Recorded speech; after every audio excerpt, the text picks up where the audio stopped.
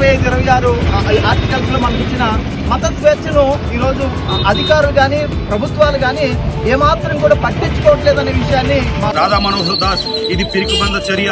నీకు ఏ బతకడానికి చేత కాకపోతే క్రైస్తవం మీద అవాకులు చెవాకులు చెరిగి నువ్వు బతుకుతా ఉన్నావు, నీ జీవనోపాధిని కట్టుకుంటూ ఉన్నావు.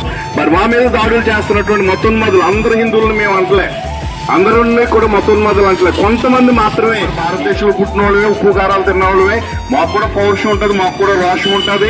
మేము కూడా మరి ఏం చేయాలి అన్నది చేస్తే మరి క్రైస్తవులపై దాడులు జరుగుతుంటే, క్రైస్తవ సంఘాలపై దాడులు జరుగుతుంటే ఊడుకునే పరిస్థితి ఎక్కడ కూడా మరి ఉండదని మేము తెలియజేస్తున్నాం.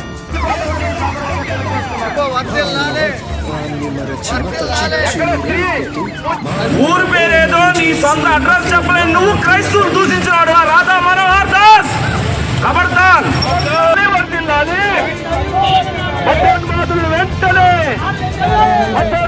వెంటనే గురిపెట్టి అరికట్టి అణిచివేయుటకై పుట్టింది బలం, వచ్చింది ధనం, పుట్టింది ధనం, తెచ్చింది ఓ ఫలం. ఇది క్రైస్తవ హక్కులు పరిరక్షణాధనం.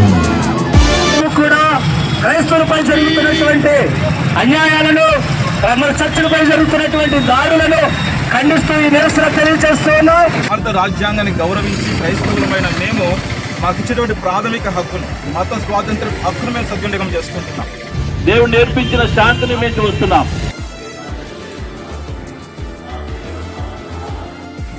2025 సంవత్సరం ఫిబ్రవరి నెల 25వ తారీఖు శ్రీకాళ సంస్థలో బిఆర్ అంబేద్కర్ యొక్క కోనసీమ అంబేద్కర్ జిల్లాలో మరి క్రైస్తవ నాయకులైన వారు ఉన్నారు. వారు కూడా మాతో సహకరించడం చాలా సంతోషకరం. మాకున్న ఒకే ఒక మాకున్న బాధ, ఈరోజు క్రైస్తవ్యానికి స్వేచ్ఛ లేదు. క్రిస్టియానిటీకి ఈరోజు క్రిస్టియానిటీ అనుభవిస్తున్న భయంకరమైన పరిస్థితులు దేశంలో ఈరోజు రాష్ట్రంలో మనకు కనబడుతూ ఉన్నాయి. దయచేసి ఈ విషయంలో ప్రభుత్వాలు స్పందించాలని, ప్రభుత్వాలు వేగమే క్రైస్తవులకు తగిన న్యాయాలు జరిగించాలని. మన ఆంధ్రప్రదేశ్లో కూడా వివిధ రాష్ట్రాల్లో కూడా క్రైస్తవులపై జరుగుతున్న దాడులు, క్రైస్తవ్యానికి జరుగుతున్న అన్యాయాలు, మందిరాల మీద జరుగుతున్న దాడులను ఈరోజు నిరసిస్తూ ఉన్నాం. అలాగే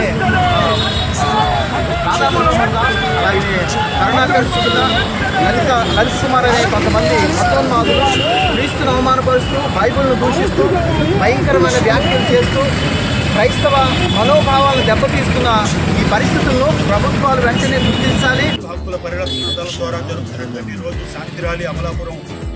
ఈ ర్యాలీ యొక్క ముఖ్య ఉద్దేశం ఏమిటంటే, మార్చి నెల 1వ తారీఖున ఛత్తీస్గఢ్ ప్రాంతంలో విధ్వంసం క్రైస్తవుల మీద, క్రైస్తవ సంఘాల మీద, క్రైస్తవ కుటుంబాల మీద, క్రైస్తవ స్త్రీల మీద విధ్వంసం చేయాలని ఇద్దరు వ్యక్తులు ఒక లెటర్ని, ఒక వీడియోని రిలీజ్ చేశారు.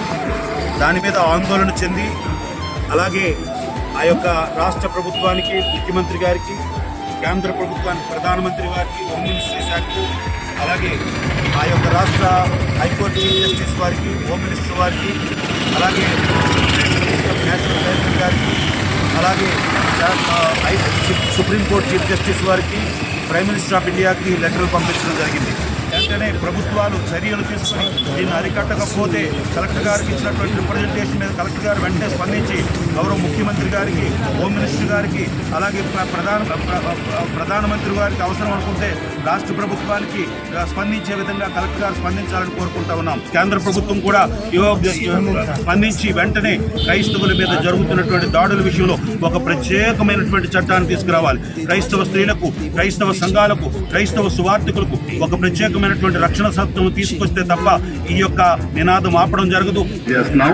మరి భారతదేశంలో డాక్టర్ బిఆర్ అంబేద్కర్ మనకి ఇచ్చినటువంటి రాజ్యాంగం ప్రకారంగా ఎవరికి నచ్చినటువంటి మతాన్ని వారు స్వీకరించవచ్చు, వారి మత ప్రచారాన్ని కూడా చేసుకోవచ్చు అనేటటువంటి ఆర్టికల్స్ ఉన్నప్పటికీ కూడా ప్రస్తుత కాలంలో మరి ప్రత్యేకించి క్రైస్తవుల మీద చాలా గురి కలిగి అనేక మంది మరి సంఘాల మీద దాడులు చేస్తూ, ఎక్కడైనా సరే మరి సువార్త ప్రకటిస్తున్నప్పుడు ఆటంకాలు కలిగిస్తూ, మరి పవిత్ర గ్రంథమైనటువంటి క్రైస్తవులు భావించేటటువంటి బైబిల్ను మరి కాళ్ళతో తొక్కడం, మరి కాల్చివేయడం, కాలువల్లో పారేయడం, ఇలాంటి సంఘటనలు మరి జరుగుతున్నటువంటి తరుణంలో మరి మేము కూడా భారతీయులమే, మేము ఎక్కడి నుంచి వచ్చిన వాళ్ళు కాదు. మరి భారతదేశంలో పుట్టాం, మా పితరులు మేమందరం కూడా ఇక్కడే పుట్టాం.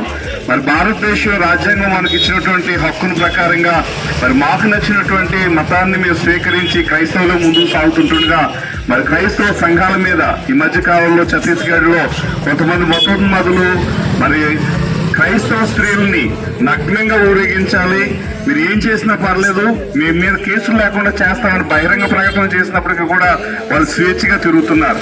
కాబట్టి ఈ సిఆర్పిఎఫ్ దళము తరఫున మేము డిమాండ్ చేస్తున్నది ఏంటి అంటే క్రైస్తవ సంఘాలకి ఇతరులు ఎలాగైతే వాళ్ళు ఆరాధించుకుంటున్నారో వాళ్ళు మత ప్రచారం చేసుకుంటున్నారో అలాగే మేము కూడా ఆరాధిస్తున్నటువంటి మందిరాలకి ప్రొటెక్షన్ కావాలి.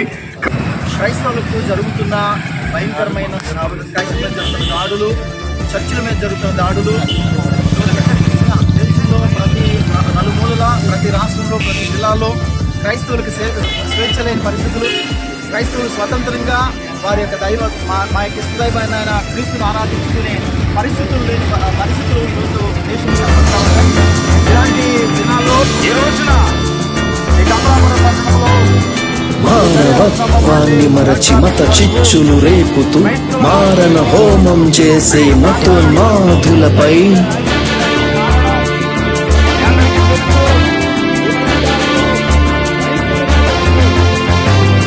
మానవత్వాన్ని మరచి మత చిచ్చులు రేపుతూ మారణ హోమం చేసే మతోన్మాదులపై గురిపెట్టి అరికట్టి అణచివేయుటకై పుట్టింది బలం, వచ్చింది ధనం, పుట్టింది ధనం, తెచ్చింది ఓ ఫలం. ఇది క్రైస్తవ హక్కులు పరిరక్షణాధనం.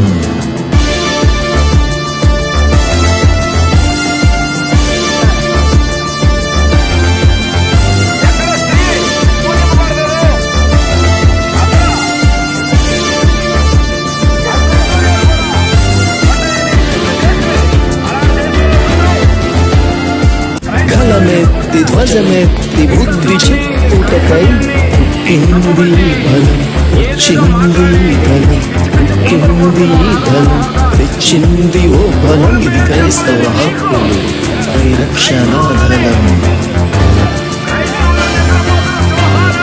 రాజ్యాంగమిచ్చిన క్రైస్తవ హక్కులను కాలరాస్తూ వివక్షత చూపే కీచ పాలకులను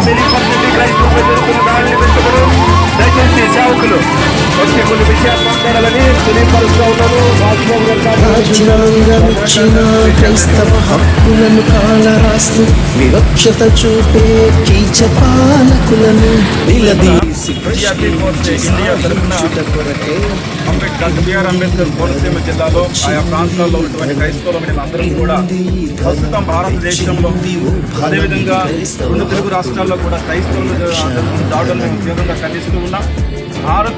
భారతదేశం అనేది భిన్నత్వంలో ఏకత్వం చెందిన దేశంగా, ఏకత్వంలో భిన్నత్వం చెందిన దేశంగా రాజ్యాంగబద్ధంగానే మేము అన్ని హక్కులను, అన్ని విధులను కూడా సక్రమంగా నిర్వర్తిస్తూ మా మట్టుకు మేము మత సామరస్యం కలిగి శాంతియుతంగా మా భక్తులు మేము చేసుకుంటూ యేసు ప్రభువుని ఆరాధించినటువంటి ఈ యొక్క దినాల్లో క్రైస్తవుల మీద దాడులు జరుగుతున్నాయి, మందిరాల మీద, చర్చిల మీద దాడులు జరుగుతున్నాయి, సేవకుల మీద దాడులు జరుగుతున్నాయి, మత స్వాతంత్ర హక్కును అడ్డుకుంటూ ఉన్నారు, మా ప్రాథమిక హక్కులకు భంగం వాటిల్లుతున్నది. ఇన్ని జరుగుతున్నా కూడా ప్రభుత్వాలు ఏమాత్రం పట్టించుకోకుండా చోద్యం చూసినటువంటి ఇలాంటి తరుణంలో మేము విసిగిపోయి ఈ విధంగా మా యొక్క నిరసన తెలియజేస్తున్నాం. కాబట్టి ప్రతి ఒక్కరు కూడా